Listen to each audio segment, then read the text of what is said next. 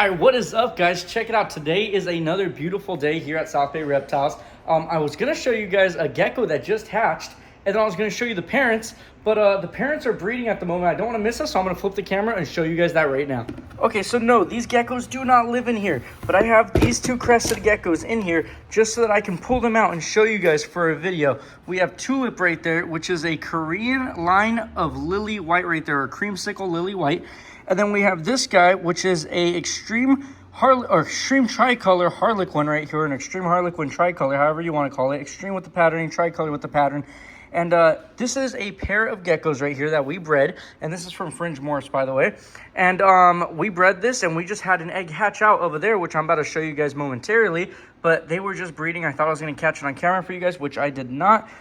They'll probably do it again, but look at this beautiful female right there, almost a pink base to her right there. She is just a gorgeous female. She did produce an insane baby last season for us that I'm going to show you guys right now.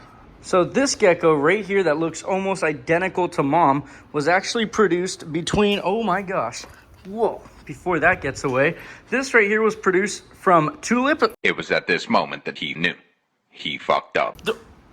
Okay, after this gecko just jumped a million times. So this gecko right here was produced from Tulip, the one you just saw, and then to Bullion. Bullion is another gecko from Fringe Morphs, a very covered extreme harlequin, a cream extreme harlequin. But this is one she produced last season, and look at that beautiful gecko. Fired up, it turns almost all the way pink, and then fired down, it has like this, I don't know, rustic pinkish color to it, but a beautiful empty back. And again, just a beautiful lily white that is almost identical to its mom. But let's see the gecko that just hatched out. By the way, for those of you who didn't know, crested geckos are actually a New Caledonian gecko found again in the islands of New Caledonia. Same place that lychees are found, chahua geckos are found, gargoyle geckos are found, saracenorums, and a lot of other geckos actually, and including this one skink. I always forget the name of it, but a really cool skink Dave Coffin did a video on, by the way. So really cool stuff. But just in case you didn't know, now you know. That's where crested geckos are from, and all the other geckos you probably like. And check out this awesome sweater. We're rocking this from Bob's Balls. I might not do ball pythons, but Bob's Balls definitely makes some of the coolest swag and some of the best ball pythons I've ever seen. And I don't know much about ball pythons, so forgive me on that, but I think they're really cool. He gives me the time of day every time I go to a Tinley and shows me all sorts of new ball pythons, and really catches my interest with those things. So thank you, Bob. You're freaking awesome. Guys, go check him out if you're into ball pythons, definitely. And yeah, guys, let's check this out right here. Is the gecko. Let me flip this camera. So right here is a Tulip X Link right there, and I just sprayed that so it's a little wet. Now look at this beautiful gecko. Now you're probably thinking, why are you so excited about that? It doesn't look too special. Well, I promise you one thing, guys. This is a very special gecko. You see all of that pattern almost reaching the dorsal?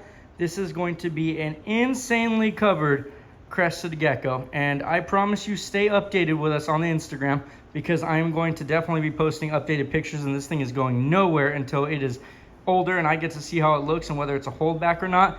But I'm telling you right now, I'm calling it. This is going to be a very, very covered lily white. This thing is just amazing, and I'm super happy to see that it hatched out nice and healthy. That egg, it's questionably not doing too well, but you can see the egg it just came out of, and then the other egg that is ready to actually come out as well. So we're gonna help that egg hatch. I'm gonna do that on camera for you guys so you guys can see exactly how that happens.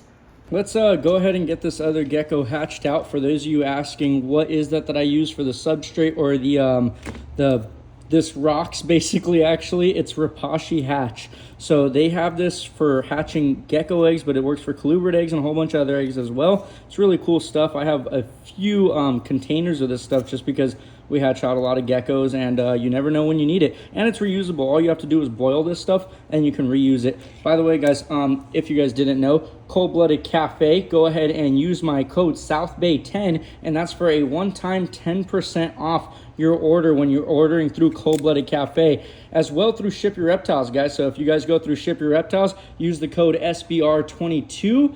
I think it's 22. Yeah, it's SBR22. And then you guys can get a discount on there for your first time shipping as well. So let's go ahead and move forward with getting this egg hatched out. Look at that. That is an over calcified egg right there. It's not over calcified, but I'll tell you right now that is a heavily calcified egg. And look at that, the Sharpie you can see from right there, 3/8/23. I wrote that dead center and how much this egg has expanded. The 23 is all the way on the edge now. I promise I didn't write that there. I'm so excited about that crested gecko, guys. That little lily white right there, that thing is gonna be freaking insane. It's gonna be covered.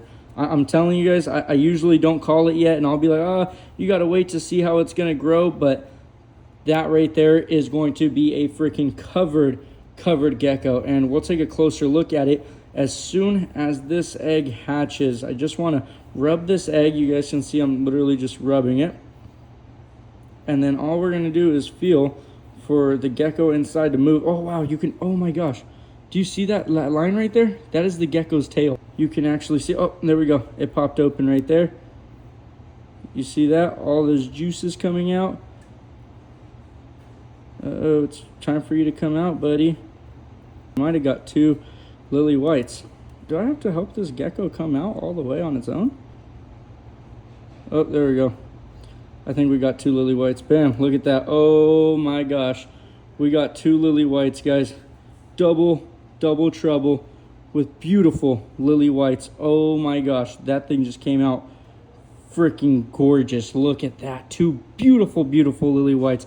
My hand is covered in amniotic fluid and it makes me really itchy. So give me 1 second, I'm gonna wash my hands. And now we can take a closer look at each individual gecko. Let's go ahead and take a look at the first one because it's already been out for a little bit of time. And look at that here. I'm gonna press zoom on this camera right here. Do you guys see why I'm saying it's gonna be insanely covered? See all that pattern right there? That's all gonna fill in. And this is gonna be one covered lily white. Look at that, just a gorgeous gecko. Honestly, such a beautiful lily white. I'm really glad I did this pairing. We're gonna take a closer look at the parents in 1 second too, once I just show this baby off that just hatched right in front of us. Look, it's already squeaking at me, telling me, leave me alone. So I'm gonna go ahead and put it back down so we don't end up losing it because these guys get out. They are fast little geckos, that's for sure. For those of you who don't know, lily white is a codominant gene where there are no recessives to lily white. For those of you who don't know what recessive means, I know you guys know what heterozygous means, or het. So there's no such thing as a het lily white.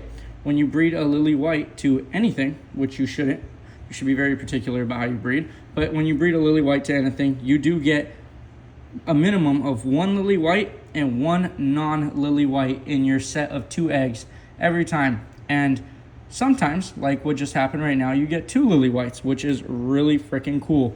And look at that. You can see again all that pattern. Obviously, you can see that lily white stripe right there, but there's also a nice amount of pattern on the side as well, which you can see.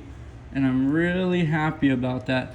So this is going to be another beautiful gecko. I'm really glad to have hatched these out the way they came out. 2 gorgeous lily whites. I'm really excited for this pairing and how it's gonna come out. And yeah, guys, so there we go. You guys just got to see the life, or the start of life, the first breaths of this lily white right here, and then this gorgeous one that already came out probably last night. We're gonna go ahead and take a look at the parents now.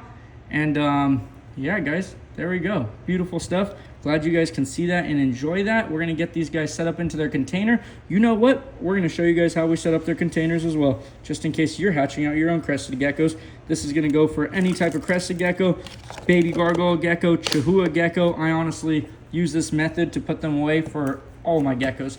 But let's go ahead and take a look at the parents right here. And that little poop right there, yum. So here is Link. And you guys can see he is a tricolor extreme harlequin, again from Fringe Morphs. So just a beautiful crested gecko. And we have the female that is just running away everywhere. And that is the pairing right there. This is Tulip, imported from Korea, creamsicle lily white. And look at that, beautiful coloration. The high yellow, some people like it, some people don't. We definitely do like it. Almost an empty back on her. She creates empty backs though.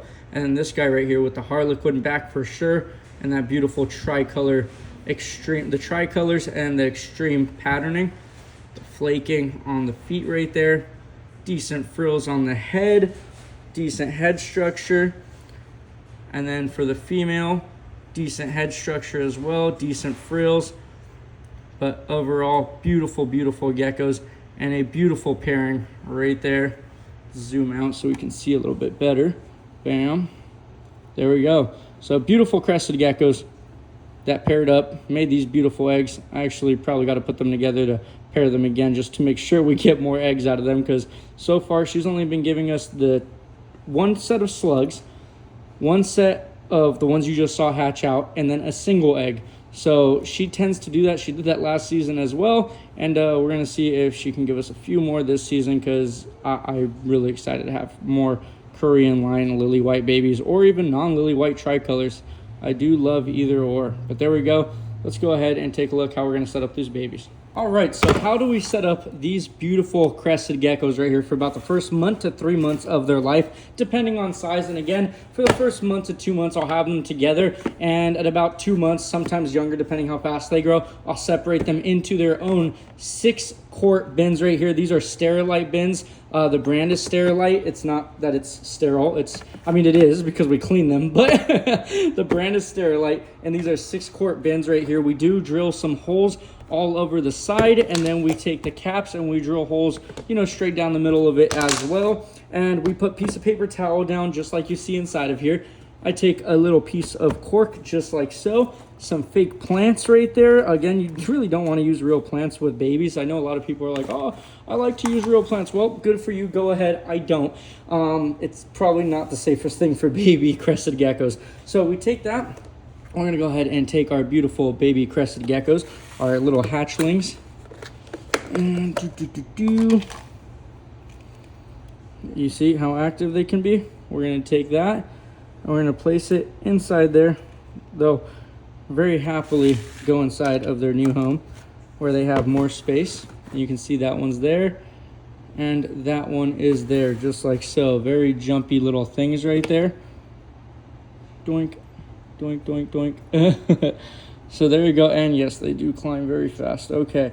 Make sure not to pinch their tails or anything, because they will drop their tails. So there we go. We got 2 beautiful baby crested geckos in there. And I'm going to go ahead and spray them down. Just a quick mist. You don't need to soak them or anything. And all we're missing is a little food dish that honestly you really don't need right now, but I use magnetic food dishes from Pangea. So we take a food dish like so. Bam. Magnet on the side. And there we go. That is how you complete this. Other than marking it, however you guys mark it, I like to take a piece of masking tape, I think it's called, or painter's tape. It's called something, okay, guys? It's called something. But I take a piece of tape, I just put it right here, and I mark the parents, their lay date and then their hatch date. Their lay date I obviously have because, I mean, it's written on the egg, and then the hatch date, which is today, which is going to be May 15th, 2023. There we go. I almost messed up on the date right there. But yeah, May 15, 2023, guys. There you go. There you guys have it. That's actually how to do it. Pretty simple, pretty straightforward. If you guys want to know what I keep the adults in, now I do keep the adults in a 12 by 12 by 18 Exoterra. And those are those glass enclosures that you see all down there. So we do keep chihuahuas and gargoyles, as well as breeding some. And speaking of gargoyles, you guys want to see a really cool holdback? All right, so check this out. So right here is my holdback. I hatched this out last year. This is a red super blotch gargoyle gecko right here. Now this is a Tiki's Gecko bloodline gecko, but again, it is produced right here, and this thing is covered in red. Now it is a female, so I'm very happy about that because I have plans for this female already. I mean, I would have loved a male, but oh well, a female is just as good for breeding. And look at that beautiful, beautiful gecko. I'm always posting this thing up on Instagram. Definitely one of my proudest creations. But as you guys can see right there, just a gorgeous, gorgeous gargoyle gecko. Now we've been hatching these out left and right, not specifically super blotch. We only hatched out 2 super blotch recently. But I do have a whole bunch of other gargoyle geckos that once they reach a little bit of size, they will hit the market. And speaking of markets, by the way, guys, if you guys need to find any of the reptiles that I have available for sale, I do have all of those on Morph Market. The links are all in the description of this video. So after you're done with the video, or before or during, however you guys want, click the description. It brings down the whole table and it will take you to like links of my Instagram, Facebook, all sorts of other stuff, my Morph Market, links to Cold Blooded Cafe, links to Ship Your Reptiles, all sorts of stuff like that. And all of my codes are down there if you guys want to revisit that and see that. Then they're all down there in the description, guys, including, again, my Morph Market, where you can find all the reptiles I bred that are available. So there you guys go. Thanks for watching. Hope you guys enjoyed. Hope you guys learned something. If you guys have anything that you want to say, drop it in the comments down below. Please don't be shy. And until the next video, I'll see you again.